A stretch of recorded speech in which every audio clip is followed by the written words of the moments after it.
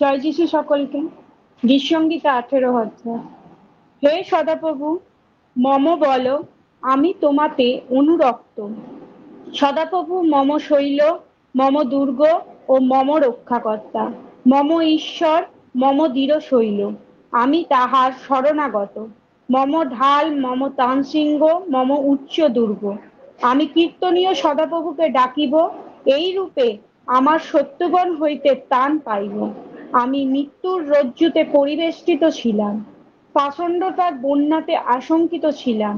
আমি পাতালের রজ্জুতে বেষ্টিত ছিলাম, মৃত্যুর পাশে জড়িত ছিলাম। সংকটে আমি সদাপ্রভুকে ডাকিলাম, আমার ঈশ্বরের উদ্দেশ্যে আর্তনাদ করিলাম। তিনি নিজ মন্দির হইতে আমার রব শুনিলেন। তাহার সম্মুখে আমার আর্তনাদ তাহার কর্ণে প্রবেশ করিল। তখন পৃথিবী টলিল, কম্পিত হইল, পর্বতরাজির মূল সকল বিচলিত হইল ও টলিল, কারণ তিনি জ্বলিয়া উঠিলেন। তাহার নাসারন্ধ্র হইতে ধূম উদ্গত হইল, তাহার মুখ নির্গত অগ্নি গ্রাস করিল, তদ্দ্বারা অঙ্গার সকল প্রজ্বলিত হইল। তিনি গগনকে নোয়াইয়া নামিলেন, অন্ধকার তাহার পদতলে ছিল। তিনি করূপ আরোহণে উড্ডীন হইলেন, বায়ু পক্ষ ভরে উড়িয়া আসিলেন। আমেন। আমরা পরমেশ্বরকে ধন্যবাদ দিই। প্রভু যিশু প্রত্যেকের জীবনের জন্য কিছু না কিছু সহায়তা করে। প্রভু আমাদের জীবন মধ্যে অনেক রকম ভাবে একটা মানুষকে সৃষ্টি করেছে। প্রভুকে ধন্যবাদ দিই এই সকালের জন্য। প্রভু, আজকে আমরা একটা বিষয় দেখব। আমরা জানি আত্মা একটা, কিন্তু আজকে আমার টপিকটা থাকবে সত্যম আত্মা, যেটা আজকে একটা মানুষকে ঈশ্বর কিভাবে সৃষ্টি করেছে। শুধু ঈশ্বর অনুগ্রহটাই আমাদের জীবনে নয়, আমরা অনুগ্রহের বিষয়টা দেখেছি। আর একটা মানুষকে ঈশ্বর কিভাবে সেই অনুগ্রহকে তাকে কিভাবে আত্মিক জীবনের মধ্যে পরিণত করেছে এবং কতগুলো বৈশিষ্ট্য, এবং এটা একটা একটা চিত্রের মধ্যে কত রকম বৈচিত্র্য ঈশ্বর দিয়ে মানুষকে সৃষ্টি করেছে। একটা মানুষকে যদি আমরা পরিচয় করি, আমরা যদি বলি একটা মানুষ, তুমি কি মানুষ, তখন আমরা বলি যে এমন একটা মানুষ, আমি একটা পুরুষ মানুষ, আমি একটা স্ত্রী মানুষ, হয়তো মানুষের চিহ্নটা এরকম। কিন্তু ঈশ্বর মানুষকে যখন সৃষ্টি করেছে, তখন মানুষকে শারীরিকভাবে নয়, অর্থনৈতিকভাবে নয়, মানুষকে সৃষ্টি করেছিল আত্মিকভাবে। আর আত্মিক যখন মানুষ, যখন আত্মার থেকে যখন পাপ আসলো, তখন মানুষ আবার শারীরিকভাবে চলে গেল। কিন্তু যেগুলো আমাদের জীবন থেকে সেই আত্মিক আত্মাগুলো সরে চলে গেছিল, প্রভু যিশু নিজে তার ক্রুশে বিদ্ধ হয়ে আমাদের পাপের ভার নিয়ে আবার সেগুলোকে পুনরুত্থান করেছে। একদম পরিষ্কার একদম লেখা আছে। আমরা যদি প্রকাশিত বাক্য আমরা বের করব, একের পাঁচটা আমরা পড়ব। একের পাঁচটা একটু দেখো। প্রকাশিত বাক্য, আমি আজকে মৌকে বলবো। মৌ আছো? মৌ আছো তো? হ্যাঁ, আমি তোমাকে আজকে বাক্য পড়ার জন্য তোমাকে বলছি, তুমি আজকে বাক্য করবে। প্রভুকে ধন্যবাদ। হ্যাঁ, আমরা প্রকাশিত বাক্য বের করি, আর প্রকাশিত বাক্য বের করে আমরা একের পাঁচটা একটু পড়ব। যিনি বিশ্বস্ত সাক্ষী, মৃতগণের মধ্যে প্রথম জাত ও পৃথিবীর রাজাদের কর্তা, সেই যীশু খ্রিস্ট হইতে অনুগ্রহ ও শান্তি তোমাদের প্রতি বর্তুক, যিনি আমাদিগকে প্রেম করেন ও নিজ রক্তে আমাদের পাপ হইতে আমাদিগকে মুক্ত করিয়াছেন। আমেন। কি করেছেন? আমাদেরকে পাপ থেকে মুক্ত করেছেন। কেন সেই পাপ থেকে আমাদেরকে তিনি মুক্ত করেছেন, আর সেই অনুগ্রহ শান্তি তোমাদের প্রতি বর্তুক, তিনি আশীর্বাদ করেছেন। এবং আমাদের ভিতরে সেই পাপ থেকে সেই সপ্তম আত্মা দিয়ে প্রভু আমাদের জীবনকে আত্মিকভাবে আবার জীবন দান করেছে, সাতটা আত্মা দিয়ে। আমরা পরমেশ্বরকে ধন্যবাদ দিই। আমরা অনুগ্রহ বিষয়, আমরা এই অনুগ্রহ শান্তিটা আমরা অনেক বিষয় আমরা দেখেছি। আমরা নানাভাবে অনুগ্রহ দান, আমরা নানা প্রকার, কিন্তু আত্মা সেই এক। পরিচর্য দেখেছি নানা প্রকার, কিন্তু সেই প্রভু এক। আমরা যার ক্রিয়া সাধক গুণ নানা প্রকার, কিন্তু ঈশ্বর তিনি সকলেই ক্রিয়া সাধন কর্তা। নানা প্রকার আমরা সেবার কাজও করি, নানা প্রকার আমরা এক একজন সেবা করি, সেই সেবাটা করাও আমাদের আছে, কিন্তু আমরা একই প্রভুর সেবা করি, একই প্রভুর সেবা করি, আমরা বললাম একই জায়গায় এক প্রভুর সেবা করি। আমরা অন্য কিছু না, আমাদের পরিচর্য পদ, আমরা একই সেবা করি। কর্ম সাধনের বিভিন্ন পদ্ধতি রয়েছে, কিন্তু সেই এক ঈশ্বর সব রকম কাজ সকল মানুষের মধ্যে করান, সেটা মানুষের মধ্যে করেন। একজন সেবক যারা সেবার কাজ করে, যে যাজক বা একজন ভাববাদী, একজন নবী, যারা যে প্রচার করে ঈশ্বরের কাজ, সেই মঙ্গলের জন্য প্রত্যেকের কাছে সেই আত্মার দান প্রকাশ করা হয়েছে মঙ্গলের জন্য। মানুষের কাছে যায়, কেউ প্রচার করছে, প্রচার করার পর তাকে আশীর্বাদ করছে, কাউকে মাথায় হাত দিয়ে প্রার্থনা করছে, সে আরোগ্য দিচ্ছে, নানা রকম। কিন্তু সেবার কাজ এক, এক একজন এক এক রকম ভাবে তার ভূমিকা আছে। আর সেই আত্মার দ্বারা একজনকে প্রজ্ঞার বাণী বলার ক্ষমতা দেয়, আর অন্যজনকে জ্ঞানের বাণী বলার ক্ষমতা দেয়।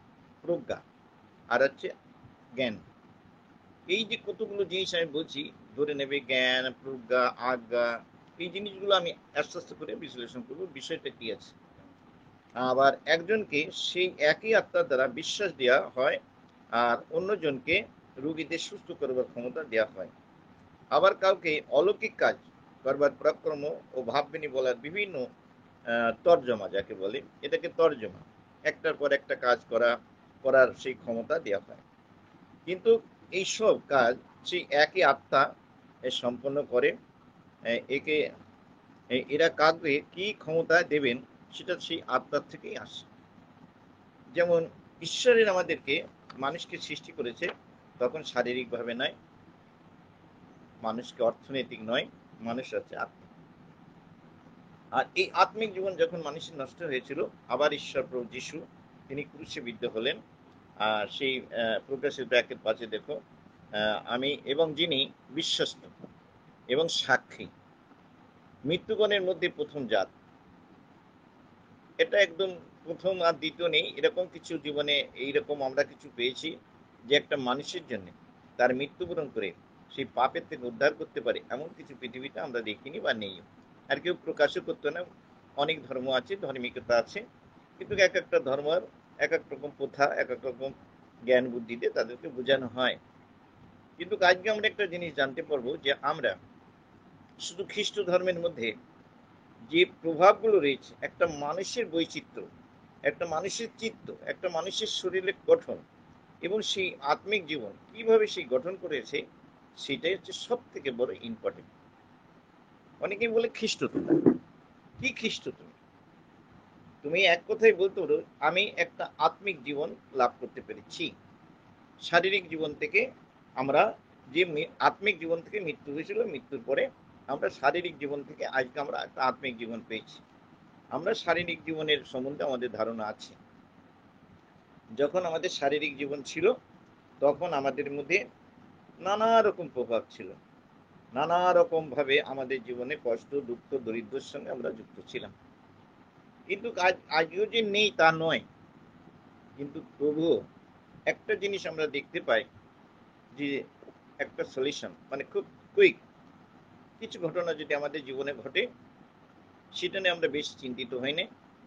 কেননা সেই পবিত্র একজন সহায়ক, তিনি আমাদের জীবনের মধ্যে সেই শিক্ষা দান করে এবং তিনি আমাদেরকে সাহায্য করেন।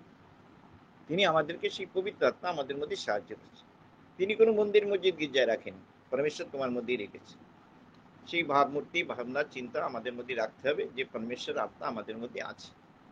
আর সেই প্রভু যিশু তার নিজের ক্রুশের মধ্যে গিয়ে আমাদের পাপের থেকে মুক্ত করে, আর তিনি বলছে সেই অনুগ্রহ যিনি আমার জন্য এত প্রেম, যে প্রেমের কোনো দৈর্ঘ্যপ্রস্থ নেই, গভীরতা নেই, যেটা ভাষা দিয়ে আমরা কখনো বর্ণনা করতে পারি না, পৃথিবী করতে পারিনি, তা আমরা সাধারণ একটা মানুষকে দিয়ে কি করতে পারবো? যিনি আমাদের সমস্ত পাপের ভার নিয়ে ক্রুশে বিদ্ধ হয়ে মানুষকে ক্ষমা করে গেছে। ওরা কি করছে ওরা জানে না, ওরা নির্বোধ, ওদেরকে তুমি ক্ষমা করো। কত বড় কথা, মুহূর্তের কথা, যা পৃথিবীকে তোলপাল করে দেয় একটা ভাষায়, ওদেরকে তুমি ক্ষমা করো। এত প্রতিঘাত পাওয়ার পরও, এত আঘাত পাওয়ার পরও, মৃত্যুবরণ করার আগেও তিনি একই কথা বলছেন, তুমি তাদের ক্ষমা করো। এই ক্ষমাটা যে জীবনের কত বড় জিনিস, যারা আজ ক্ষমা পায় তারাই স্বাধীন হয়। আজ পরমেশ্বরকে ধন্যবাদ দিই। আমি যখন একটা মানুষের কথা শুনি, তখন মানুষ যখন নিজের চেতনায় ফিরে আসে, তখন আমি বুঝতে পারি যে সত্যিকারই ঈশ্বরের বাণী, তার মধ্যে কত শক্তি এবং কত পাওয়ার। আদিতে যে বাক্যই যে ঈশ্বর, সেটা আমি কালকে একজনকে প্রমাণ করতে পারলাম যে তিনি কোনো বিষয় তিনি ভুল করেননি, কারোর বিষয় নিয়ে কথা বলছিলেন, কিন্তু বললেন যে আমি ক্ষমা চেয়ে আমি যেন মুক্তি পেলাম। আমি প্রভুকে ধন্যবাদ দিলাম এবং তার মাইন্ডটা চেঞ্জ হয়ে গেছে এবং সে কত সুন্দর জায়গায় চলে গেছে। সে একটা কঠিন জায়গায় ছিল, একটা কঠিন জায়গা থেকে সে ক্ষমা করার জন্য, সে নিজেকে ক্ষমা করার জন্য নত হওয়ার পরেই আমি দেখলাম তার মধ্যে তার একটা জীবনের উদ্দেশ্য বুঝতে পারলাম, যে সে ক্ষমা চেয়ে নিজেকে নিজে স্বাধীন করে নিয়েছে। যখন আমরা কোনো ভুল করি, ভুল পথে থাকি, ভুল চিন্তা করি, তখন এই ক্ষমা, আমরা কারোর বিরুদ্ধে অনেক কিছু করি, অনেক কথা বলি, কিন্তু তাকে যদি ক্ষমা করতে পারি, আজকে আমাদের জীবনটা মুক্তি এবং স্বাধীন এবং শক্তি দিয়ে ঈশ্বর আশীর্বাদ করে। আমি কালকে সত্যিকারে ধন্য হলাম যখন সে বলছে আমি পাপ স্বীকার, আমি আমার বলেছি আমি ভুল করেছি, আমি ক্ষমা চাই। তাহলে এই যে কথাটা, এই যে মহত্ববানের কথা, ঈশ্বর কখনো বলেছে যে যখন যে নত হয় তাকে আমি উচ্চ করি। আজকে আমাদের দেখলাম একটা শিক্ষা পাবো যে আমরা নত, যত আমি নত হব তত ঈশ্বর আমাদের জীবনে আশীর্বাদ করে। দুই ব্যক্তি প্রার্থনা করতে উঠতো, একজন পরগ্রহী ফরেসি। দুইজনের মধ্যে পার্থক্য কি ছিল? সে বাইবেল পড়ে, প্রার্থনা করে, উপোসন করে, সবকিছু করে, দান দশমাংশ দেয়, সে সেগুলো বিশ্লেষণ করছে। আমি একজন বিশেষ ব্যক্তি, কেউ যদি এরকম কথা বলে আমি একজন বিশেষ ব্যক্তি, আমি বাইবেল পড়ি, আমি প্রার্থনা, মানে নিজের গর্ব। আর সেই জায়গাটা মানুষকে, সে তার প্রার্থনা ঈশ্বর শোনে না। আর কার কার প্রার্থনা শোনে? যে পাপী ছিল, সে মাথা উঁচু না করে নিচু করেই বললো, প্রভু আমি তোমার দিকে তাকানোর মতো শক্তি নেই, কেননা আমি পাপী। এই নিজের ভুলটাকে নিজে যখন আমরা স্বীকার করি, তখন আমাদের জীবনের মধ্যে ঈশ্বর আমাদের জীবনের মধ্যে পাপ ক্ষমা করে আর একটা শুদ্ধ জীবন দেয়। তাই পরমেশ্বরের সেই শুদ্ধ জীবনতার জন্যই আজকে প্রভু যিশু আমাদেরকে এই শিক্ষা দিয়েছে।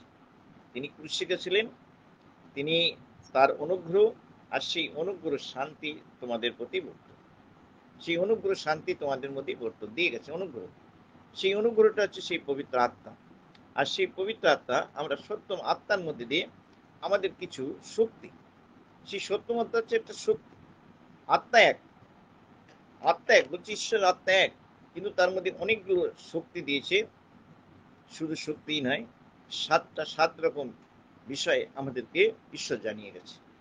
আর সেটা আমি জানবো ওই প্রকাশিত বাক্য 1 অধ্যায়, আমি 4টা একটু পড়ি, 1 অধ্যায় 4। যখন এশিয়ায় স্থিত সপ্তমণ্ডলীর সমীপে যিনি আছেন ও যিনি ছিলেন ও যিনি আসিতেছেন তাহা হইতে এবং তাহার সিংহাসনের সম্মুখবর্তী সপ্ত আত্মা হইতে, আমেন। তাহলে পরমেশ্বর বলে ঈশ্বর স্থিত সপ্তমণ্ডলী সমাবেশে যিনি আছেন, যিনি ছিলেন, যিনি আসিতেছেন তাহা হইতে এবং তাহার সিংহাসনের সম্মুখে সম্মুখে সম্মুখবর্ত সপ্ত আত্মা হইতে। কি বলছেন? সপ্তম আত্মা হইতে সেই অনুগ্রহ, সপ্ত আত্মা থেকে সেই অনুগ্রহ আমরা পেয়েছি, পরমেশ্বর আমাদেরকে সেটা দিয়েছে। এই সপ্তম আত্মাগুলো কি আছে, এটা যদি আমরা একটু দেখি, সত্য আত্মাগুলো কি আছে, আমরা এটাকে দেখবো যে সপ্তম আত্মাগুলো সত্যিকারের বাস্তবতা কি আছে। এটা হয়তো আমরা অনেকেই জানতে পারবো না, সপ্তম আত্মা কি আছে, যতক্ষণ পর্যন্ত আমরা বাইবেল থেকে সেটা না পাবো আমরা নিজেরাও জানতাম না বা বুঝতে পারতাম না যে পরমেশ্বরের সেই সপ্তম আত্মা কি আছে। আমরা বাইবেল, সত্যিকারের বাইবেল পাঠন করি, কিন্তু ঈশ্বর এই সপ্তম আত্মার জন্য উদ্দেশ্য রেখে দিয়েছে। এক একটা ভাববাণীর মধ্যে দিয়ে সেটা প্রকাশিত হয়ে আছে, কিন্তু আমরা সেটাকে হয়তো খুঁজতে গেলে অনেক সময় লাগে। কিন্তু একজন প্রচারক যখন হয় তাকে অনেক খাটতে হয়, সারা রাত্রির ভরে এটাকে সন্ধান, এই সত্যমাত্রা নিঃসন্দেহ কোথাও আছে, অনুসন্ধান করতে কোথায় আছে। আমি পরমেশ্বরকে ধন্যবাদ দিই। আমি যখন এই সত্যমাত্রাকে খুঁজে পেলাম, পরমেশ্বরকে ধন্যবাদ দিলাম, প্রভু তুমি কত মহান। অভিজ্ঞতা, জ্ঞান, বুদ্ধি সবাইকে দিয়েছি, এই অনুগ্রহের মধ্যে সবকিছু রয়েছে, কিন্তু সব থেকে ভেরি ইম্পর্টেন্ট যেটা হচ্ছে আজকে সেই সত্যমাত্রাকে, যাকে ভাবমূর্তির দ্বারা আমাদেরকে বুঝিয়ে গেছে আমাদের কি কি শক্তি দিয়ে ঈশ্বর সেই সত্যমাত্রাকে তৈরি করেছে, এটা আমাদের জানা বিশেষ দরকার। আজকে যখন আমরা জানবো আজকে বাইবেলের একটা বাইবেলের একটা অংশ থেকে, তখন আমরা ধন্যবাদ দেবো যে প্রভু আজকে তুমি আমাদেরকে কত সুন্দরভাবে তুমি সেই অনুগ্রহের মধ্যে দিয়ে আমাদেরকে তুমি সৃষ্টি করেছো, যেটা আমাদের একটা চিত্র, আমাদের একটা চরিত্র, আমাদের জীবন, আমার জীবন শিক্ষা, যেটা আমাদের মধ্যে সবকিছু দিয়ে ঈশ্বর আমাদেরকে একটা মানব জাতি, সেই মানব জাতি হচ্ছে আত্মিক জীবন আমাদের দিয়েছে। আজকে আমরা নিজেকে নিজে আমরা ধন্য দেবো যে প্রভু আমরা কত রকম ভাবে তুমি আমাদেরকে সে আত্মিক জীবনকে তুমি আমাদেরকে দিয়েছো। আমি প্রভুকে ধন্যবাদ দিই। আমি চলে যাব, আমি যিশায়া বের করব, যিশায়া 11 অধ্যায়, আমি 11 অধ্যায় 2টাকে আমি দেখব। 11 অধ্যায় 2।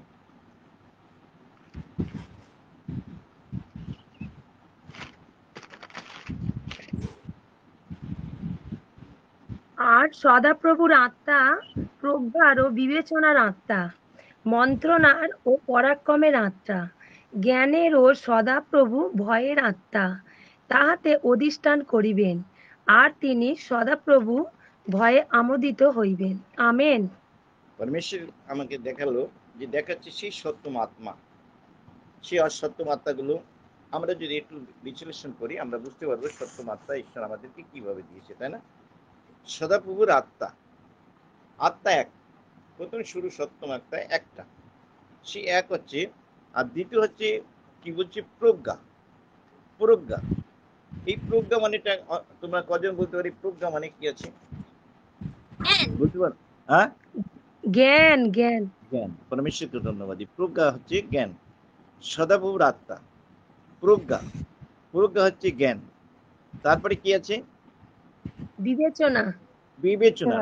এই বিবেচনা আত্মাকে আমরা যদি একটু যদি বিশ্লেষণ করি, একটু সুন্দরভাবে বুঝতে চাই, এই বিবেচনা মানে কি আছে? বিবেক, বিবেক, বিবেক বুদ্ধি। বিবেক বুদ্ধি, এটা বোঝার আত্মা, এটা বিবেক বুদ্ধি, বিবেচনা, বুঝা, আমি বুঝে নিতে পারবো। এটা এটা এটা বিবেচনা মানে আমি কোনো জিনিসকে আমি বুঝে নিতে পারি, বিবেচনা। এটা ভালো করে লিখে নাও তোমরা। বিবেচনা মানে বোঝার আত্মা, আমি এটাকে বিবেচনা করতে পারি। কি দিয়ে? বুদ্ধি দিয়ে, বুদ্ধি দিয়ে, সবকিছু বুদ্ধি দিয়ে, কিন্তু বিবেচনা, আমি বিবেচনাটাকে আমরা বুঝলাম এইটাকে, এটা বাইবেল, এটা একটা মোবাইল, আমি বিবেচনা বুদ্ধি দিয়ে জ্ঞান দিয়ে বোঝাচ্ছি, কিন্তু সেটা বিবেচনা। সেই বিবেচনার মধ্যে আমি বুঝতে পারলাম বিবেচনা হচ্ছে বুঝবার আত্মা। তারপরটা কি আছে? মন্ত্রণা, মন্ত্রণা। এই মন্ত্রণার আত্মা, বলো এটা বলতে পারো মন্ত্রণার আত্মাটা কি? পথ নির্দেশ, পথ নির্দেশ না, মন্ত্রণা, পরামর্শ। এটা হচ্ছে পরামর্শের আত্মা। মন্ত্রণার আত্মা, পরামর্শের আত্মা, আমাদেরকে শিক্ষা দেবেন, সহায়ক, সেই আত্মা অনুগ্রহ। তিনি একজন শিক্ষক, তিনি পরামর্শ দেয়, জ্ঞানের মধ্যে দিয়ে দেয়। যদি আমি এই পরামর্শের আত্মাটাকে দেখি যে এই মন্ত্রণা, এই মন্ত্রটা তোমার যখন 14 অধ্যায়, যখন 14 অধ্যায় বের করো, যখন 14 অধ্যায় 26 দেখো যে তিনি সেই পবিত্র একজন সহায়ক, তিনি হচ্ছে পবিত্র আত্মা, তিনি একজন সহায়ক, তিনি আমাকে শিক্ষা দেবেন। মন্ত্রণা হচ্ছে শিক্ষা, পরামর্শ।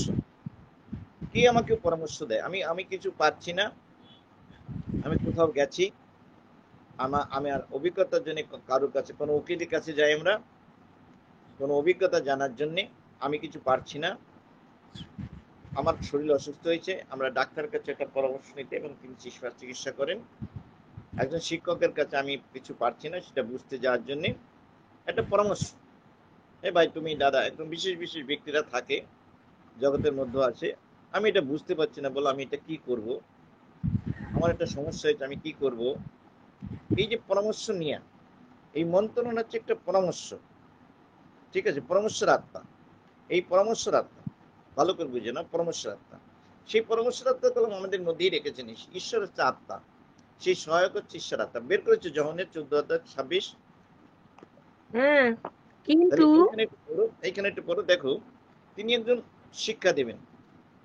কিন্তু সেই সহায় পবিত্র আত্মা যাকে পিতা আমার নামে পাঠিয়ে দেবেন, তিনি সকল বিষয়ে তোমাদিগকে শিক্ষা দেবেন এবং তাহলে আমি কিন্তু সেই সহায়ক পবিত্র আত্মা, যাহাকে পিতা আমার নামে পাঠাইয়া দেবেন, তিনি সকল বিষয় তোমাদেরকে শিক্ষা দেবেন।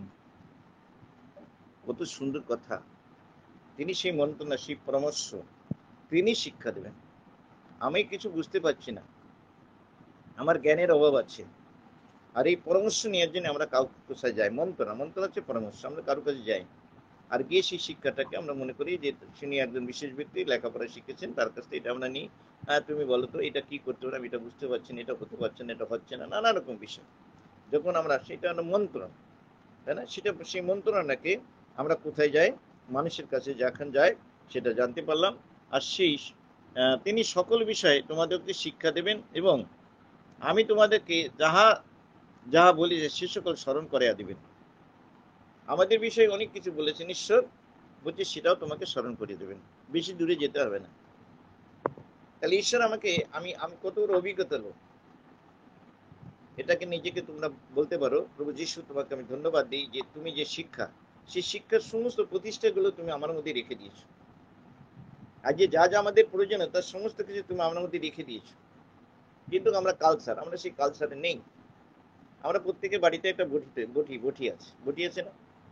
আমরা বটিতে ব্যবহার করি, আর ওই বটিটা যদি আমি ব্যবহার না করি ওটা মোর্চা পড়ে যায়। এটাই হচ্ছে আমাদেরকে যে আমাদেরকে একটা একটা আত্মিকভাবে জীবন তৈরি করেছে, সেই সহায়ক আমাদের মধ্যে আছে, যে পবিত্র আত্মা। এই পবিত্র আত্মারই একটা পবিত্র আত্মা হচ্ছে মেন উদ্দেশ্য, অনুগ্রহ আত্মা। আর সেই হচ্ছে আমাদেরকে, এটা যেরকম একটা গাছের ডালপালা থাকে, ঠিক সেরকম ভাবে একটা মানুষকে সৃষ্টি করেছে। এগুলো আমাদের জীবনের মধ্যে আছে, এটা কোনো বাইরে নেই। আমরা কারোর কাছে পরামর্শ নিতে যাই, কিন্তু যে প্রয়োজনীয়তা নেই। যদি মনে করি প্রয়োজনীয়তা নেই, কেন? প্রভু যিশুর পবিত্র আত্মা আছে, আর সেই আত্মা আমাদেরকে সহায়ক, সে আমাদেরকে সেই শিক্ষা দেবেন। তাহলে আমরা প্রত্যেক দিন আমরা পবিত্র আত্মার কাছে একটা কি আছে? ছাত্র। আমরা পবিত্র আত্মার কাছে একটা ছাত্র, প্রতিদিন আমরা শিক্ষা লাভ করতে পারি। যখন বাইবেল পাঠ করবে, করার পরে যদি কোনো কিছু না বুঝতে, তারপর হাত রাখবে, আর তারপর প্রার্থনা করবে, প্রভু এইগুলো আমি আমি কোনো বাইবেল ক্লাসে পড়িনি, এবং আমি বেশি লেখাপড়াও জানি না, সবাই জানে।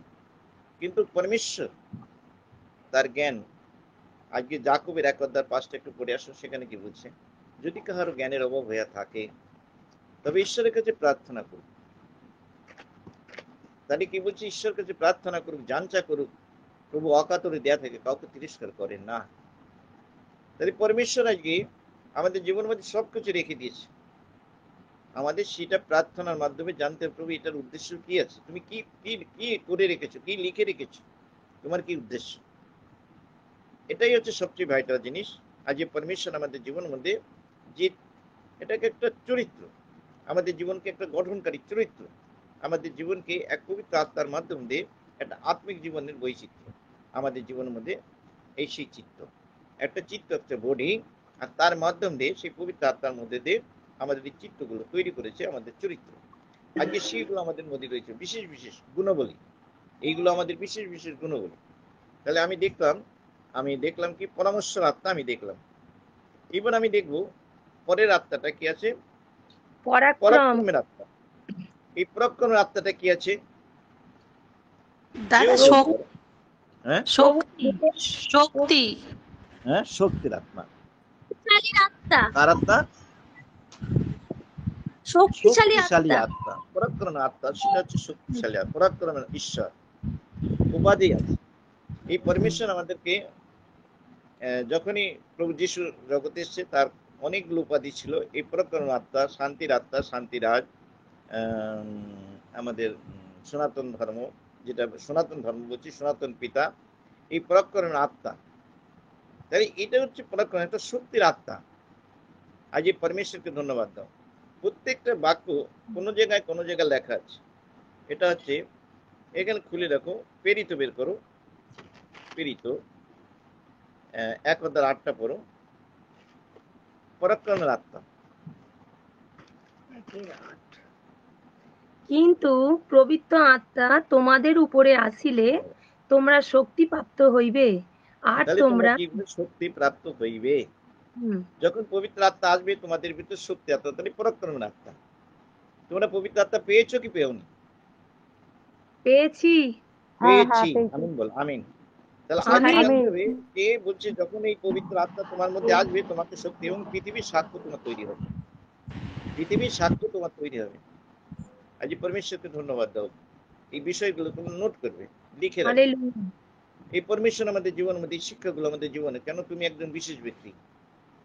বিশেষ ব্যক্তিটা আমি এমনি নয়, একটা কোয়ালিটি আছে, যে কোয়ালিটিগুলো আমরা প্রত্যেকটা জিনিস ঈশ্বর আমাদের মধ্যে দান করে রেখেছি।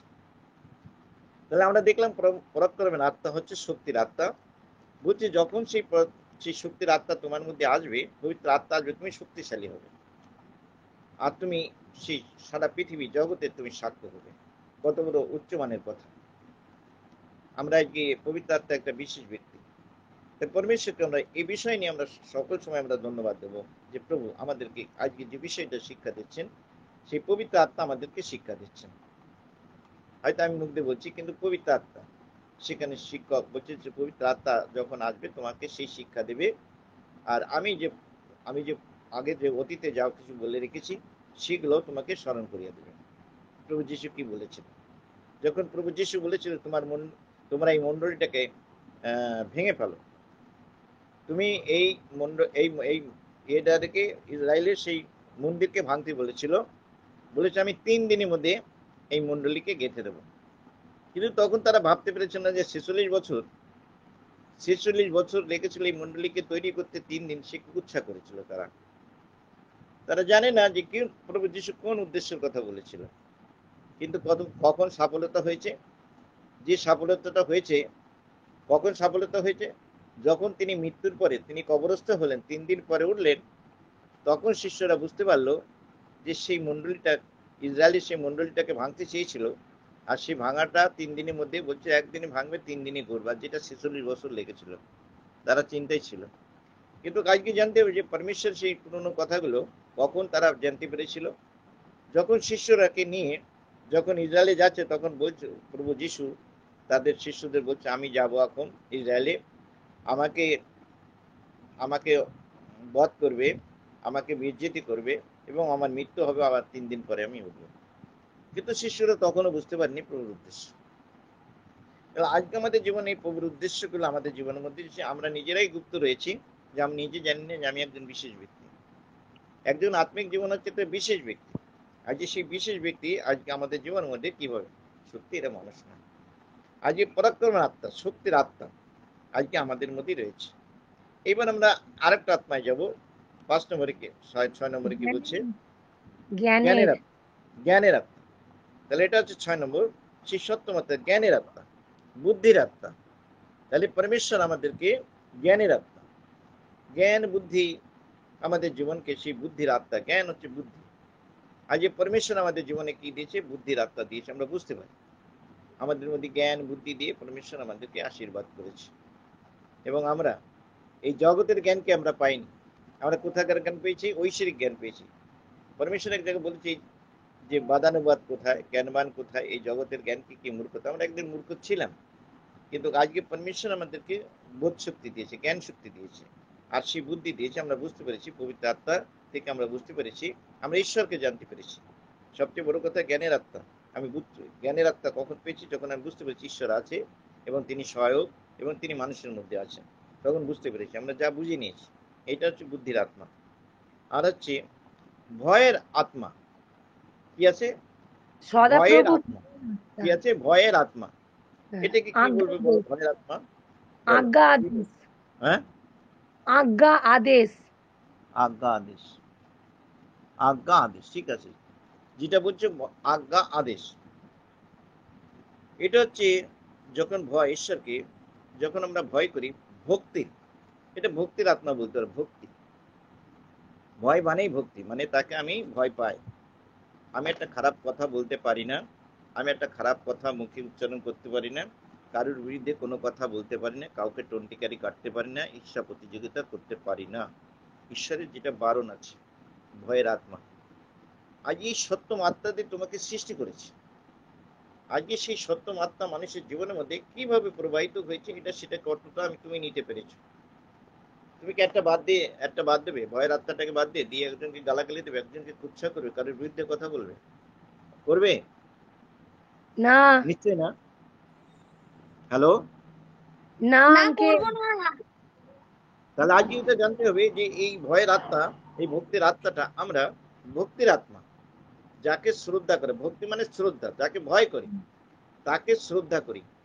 কিন্তু আজকে আমরা অশ্লীল ভাষায় কথা বলতে পারি, ফেরে ফেরে করা হয়ে যায়, কাউকে বিরুদ্ধে কথা বলি, কাউকে টন্টিকেরি কাটি, ঈশ্বর প্রতিযোগিতা করি। কারণ তোমার ভিতরে একটা আত্মা বেরিয়ে গেছে, তাহলে আর 6টা আছে, তাহলে তুমি বিশেষ ব্যক্তি নয়। তুমি নিজের ভুলটা নিজে করছো। কেন তোমাকে যেভাবে গাঁথিয়া তোলা হয়েছে, পরমেশ্বর তোমাকে একটা বিশেষ ব্যক্তি বলে তুলে রেখেছে, একটা বিশেষ ব্যক্তি, তুমি একটা বিশেষ ব্যক্তি।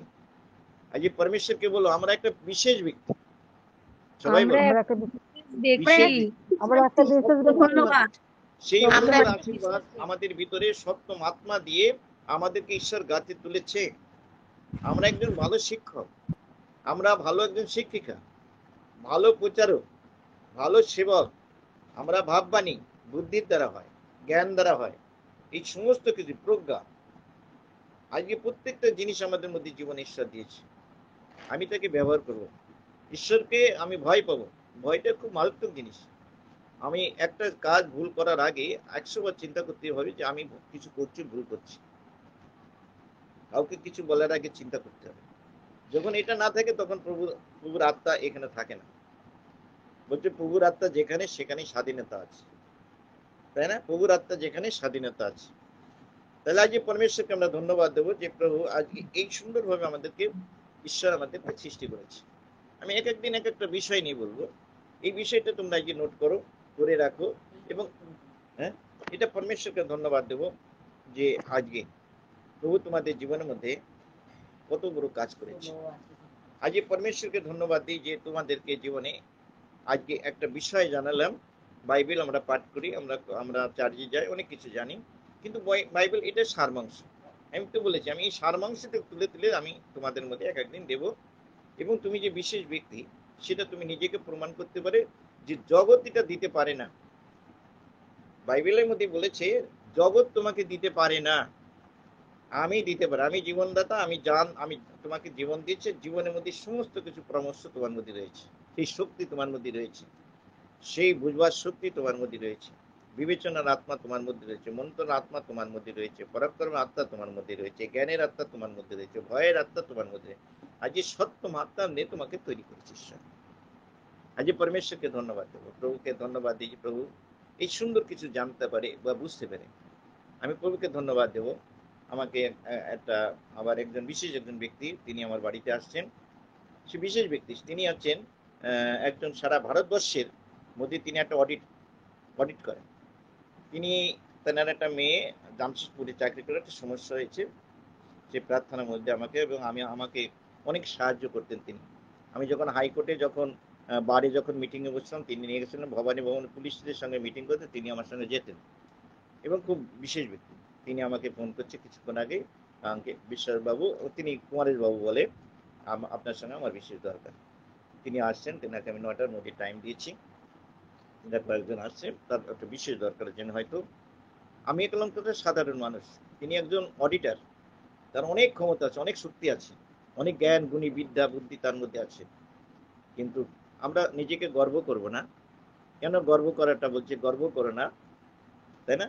এই গর্বটা আমাদের কাছে নাই, কিন্তু তুমি নিজেকে প্রমাণ করতে পারছো যে তোমার কাছে একজন ব্যক্তি যখন আসছে, সে একজন বিশেষ ব্যক্তি, সেও তোমার কাছে আসছে, এটা জগতের ব্যক্তি। তাহলে আজকে তোমার মানটা বড় উচ্চ। আমরা কাউকে লাইক দিয়ে দিই, কিছু করে দিই, আরে বাপরে বাপ ধন্যবাদ, এই ব্যক্তি কত সুন্দর সুন্দর কথা বলছে, এ কত অভিজ্ঞতা, সাহিত্যিক, এ ভাববানি, এমন কিছু বলে দেয় জগতের মানুষকে। কিন্তু তুমি নিজেকে নিজে দাঁড় করিয়ে দেখবে যে তুমি একজন বিশেষ ব্যক্তি, তুমি বিশেষ ব্যক্তি। তোমার উপরে আজকে সলোমনকে যে জ্ঞান দিয়েছিল, পৃথিবীতে লিখে দিয়েছিল, সলোমন তোমাকে আমি যে জ্ঞান দিলাম, এই জ্ঞান পৃথিবীতে আর কেউ নিতে পারবে না, সেই জ্ঞান আমাদের ঈশ্বর দিয়েছে। আজ পরমেশ্বরকে ধন্যবাদ দেবো, প্রভু আশীষ করুক এই সুন্দর সময়ের জন্য। আমরা এক একদিন অল্প অল্প করে জানবো, অনেক সময় দেরি হয়ে যায়, সবারই স্কুল খুলে গেছে, ছেলে মেয়ের স্কুলে যাওয়ার আছে, অনেক কিছু বিষয় থাকে। আমি পরমেশ্বরকে ধন্যবাদ দেবো, আজকে আমি বিশেষ টাইম নেব না। আঙ্কেল, হ্যাঁ বলো। আমি বলছি এইখানে যে আপনি বলছেন সপ্তম মানে এটা দিয়েছে, এটা তো এখানে 6খানা লেখা আছে, প্রজ্ঞা, বিবেচনা, মন্ত্রণা, পরাক্রমে, জ্ঞানে আর ভয়ে, 6টা হচ্ছে তো এখানে। আর একটা তাহলে কোনটা? সদাপ্রভুর আত্মা। আচ্ছা ওটা ঠিক সদাপ্রভুর আছে, ঠিক আত্মা, আছে। সেখান থেকে বিশ্লেষণ করবে। ওখান থেকে 7টা লেখা, সত্যমাত্রা বলেছে যখন, আর সেখানে হ্যাঁ দেখো হ্যাঁ সেই সত্যমাত্রা ওখান দিয়ে লেখা আছে সদাপ্রভুর আত্মা, প্রথম হ্যাঁ থেকে হ্যাঁ অনুগ্রহ হ্যাঁ আত্মা। বুঝেছি সেই অনুগ্রহ বুঝেছি আত্মা সব। থেকে 7টা আত্মাকে বের করেছে। অনুগ্রহ আত্মা, আচ্ছা আত্মা এক, হুম, আত্মা এক। তোমার কি প্রথম কোরিন্থীর 12 অধ্যায় 4 লেখা আছে অনুগ্রহ নানা প্রকার, আত্মা এক। সেই আত্মা একের থেকে সেইটাকে সপ্তম ভাবে দেখানো হচ্ছে, সেই অনুগ্রহটা সপ্তম ভাবে আছে। আত্মা এক, পবিত্র আত্মা, সেটা 7টাকে প্রকাশ করা আছে। তাই পরমেশ্বরকে আচ্ছা ধন্যবাদ দিই যে তুমি আমাকে একটা প্রশ্ন করলে, আমি খুব ভালো লাগলো যেটা বুঝে নিলে। আমি যদি এটা না বুঝতাম তো আমি তোমাকে বুঝাতে পারতাম না। সেখানে লেখা আছে, আমি বাইবেলের কথা বলছি, আমার নিজের কথা বলছি না। দেখবে আত্মা এক, সদাপ্রভুর আত্মা, তার অনুগ্রহ আত্মা এক। আর তার থেকে সেই অনুগ্রহ আত্মার থেকে প্রজ্ঞার আত্মা, আজকে জ্ঞানের আত্মা, বিবেচনার আত্মা, পরাক্রমের আত্মা, ভয়ের আত্মা, যেগুলো দিয়েছে পরপর করে 6টা, কিন্তু আত্মা এক। হুম হুম হুম, আত্মার থেকেই আমরা, একটা আত্মাই আমাদের জীবনে, কিন্তু তার বিচিত্র বিচিত্র এক একটা জায়গায় দিয়ে আমাদেরকে সেই আত্মাকে সংগঠন করে একটা শক্তিশালী আত্মা দিয়েছে। তাই প্রভুকে আমরা ধন্যবাদ দিই। এই সময় আমরা প্রার্থনায় যাব, প্রভুকে ধন্যবাদ দিই এই বাক্যের জন্য। আমরা প্রভু যিশুর কাছে আমরা চাইবো, প্রভু তুমি আমাদেরকে আরো জ্ঞান দাও যেন আমরা বুঝতে পারি। আমি বিশেষ করে প্রার্থনা করতে যাব। আমি কোহিলি আছে, কোহিলি আছে। আছি হ্যাঁ, আঙ্কেল। পরমেশ্বরকে ধন্যবাদ দিই। আজকে যে বাক্য তোমরা শুনলে, এই অভিজ্ঞতা, জ্ঞান, বুদ্ধি, শক্তি প্রভুর কাছে আরো আমাদেরকে, প্রভু তুমি আমাদেরকে এটাকে আরো বিশেষ করে তুমি জ্ঞান আমাদের জানতে সাহায্য করো। আজকে তুমি এই বিষয়ে প্রার্থনা করো। ঠিক আছে, আসুন আমরা প্রত্যেকে ঈশ্বরের কাছে মাথা নত করি, আমাদের চোখকে বন্ধ করি। Praise the lord. পিতা, থ্যাংক ইউ ফাদার, আজকের এই সুন্দর সকালে তুমি আমাদের প্রত্যেকে একত্র হতে সাহায্য করেছো প্রভু যিশু। আমি তোমাকে ধন্যবাদ জানাই তোমার দাসের মাধ্যম হয়ে প্রভু। তো আজকে তুমি আমাকে, আমাদের প্রত্যেককে প্রভু তোমার সেই জ্ঞান বুদ্ধিতে, তোমার সেই বাক্যের মাধ্যম দিয়ে প্রভু পরিপূর্ণ করলে। হে পিতা মহান পরমেশ্বর, আমি তোমাকে ধন্যবাদ জানাই প্রভু যিশু। আজকের এই সুন্দর বচনের জন্য আমি তোমাকে লাখো কোটি কোটি ধন্যবাদ জানাই পরমেশ্বর। সলোমন যখন প্রভু তুমি তাকে তার রাজত্ব দিয়েছিলে প্রভু, সে তোমার কাছে প্রভু ঐশ্বর্য চাইনি, জ্ঞান বুদ্ধি চেয়েছিল প্রভু। আজ আমাদের প্রত্যেককে প্রভু এই বাক্যের মাধ্যমে প্রভু যিশু তুমি আমাদেরকে জ্ঞান বুদ্ধি দাও প্রভু।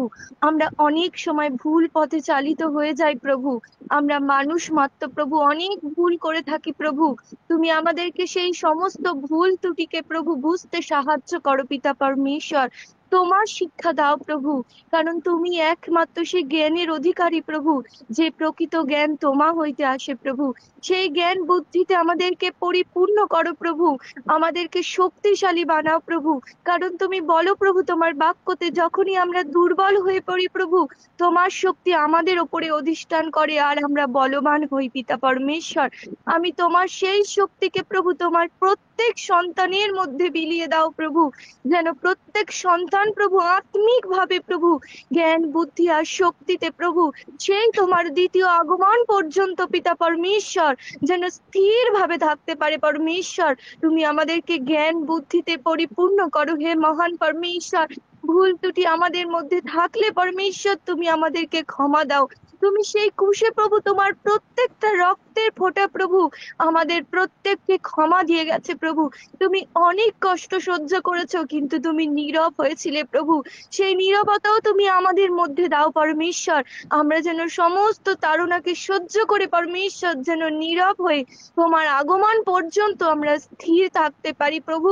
তোমার সেই আত্মিক জ্ঞান বুদ্ধি আত্মিক খাদ্য প্রভু আজ যে সুন্দর সময় তুমি তোমার দাসের মধ্যে দিয়ে পরিবেশন করলে প্রভু, প্রত্যেক আত্মায় যেন আমরা নিতে পারি পরমেশ্বর। প্রভু কাগজে কলমে নয় প্রভু, আমরা যেন হৃদয় অন্তরে নিতে পারি পরমেশ্বর। তুমি সেই আশীর্বাদ আমাদেরকে করো পিতা। আর চলার পথে তুমি আমাদের সঙ্গী হয়ে থেকো পিতা।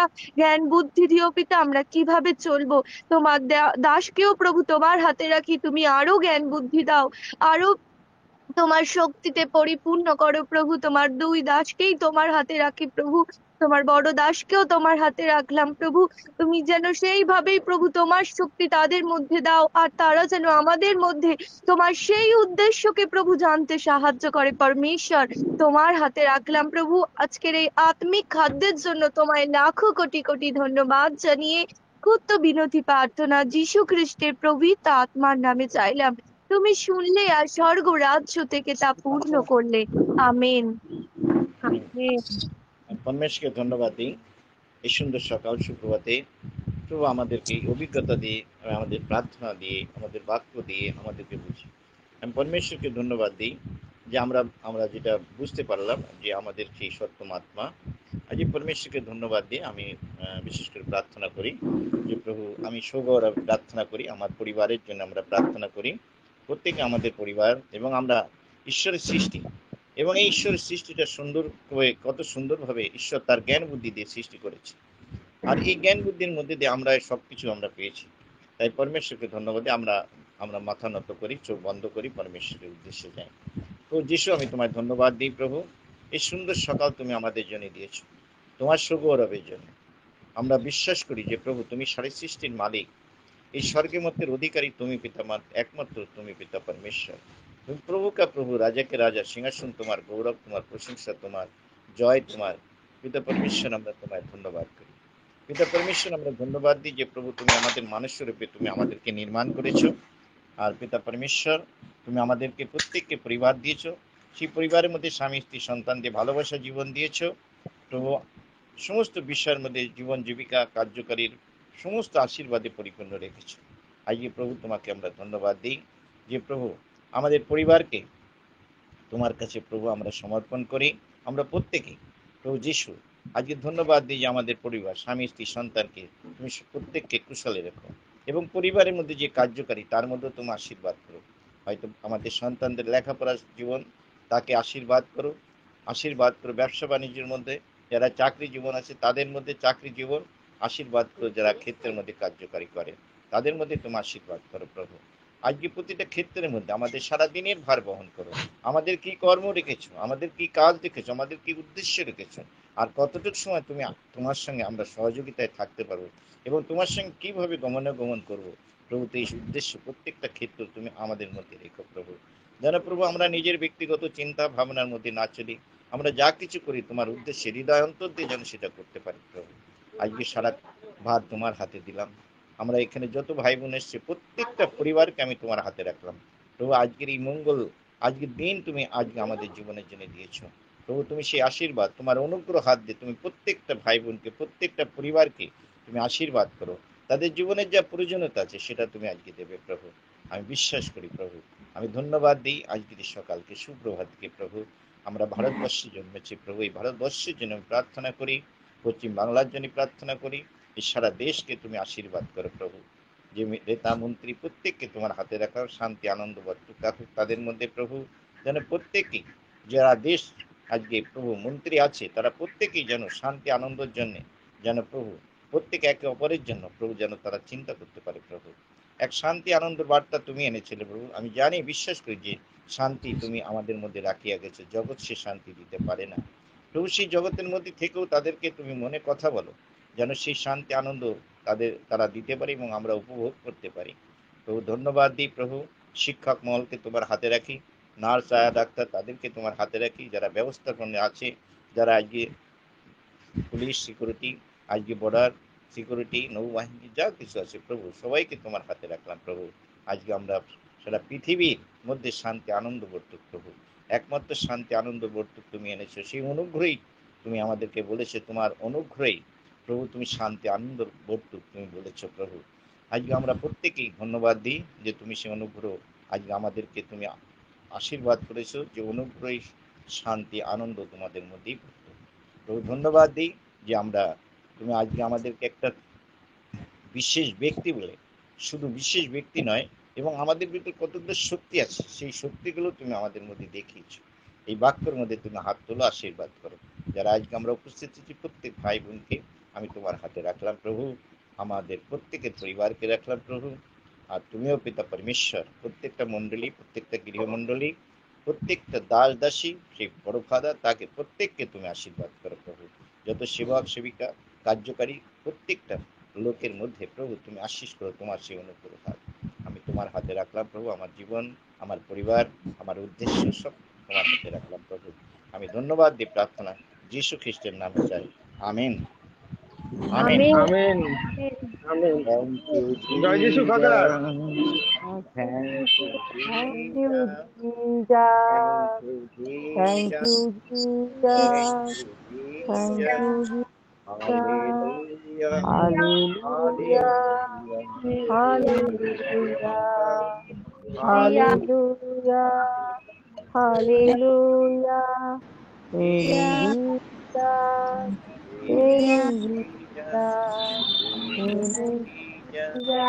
আমার পরমেশ্বর প্রেম পিতা পুত্র পবিত্র আত্মার সর্ববিষয়ে এখন থেকে চিরকাল পর্যন্ত প্রত্যেকে স্থির থাকুক। প্রভুর বশে অনুগ্রহার প্রত্যেকটা ভবনের মধ্যে, প্রত্যেকটা গির্জার মধ্যে, প্রত্যেকটা মন্ডলীর মধ্যে, প্রিয় মন্ডলীর মধ্যে, প্রত্যেকটা পরিবারের মধ্যে, প্রত্যেকটা ক্ষেত্র কাজের মধ্যে তোমার সেই অনুগ্রহার আশীর্বাদ করে দেবে। আজকে ধন্যবাদ দিই যে প্রভু এই সত্যময় ঈশ্বর, এই সকালে তোমার কাছে আমরা শরণাপন্ন হই আর তুমি আমাদের জীবন আশীর্বাদ করো।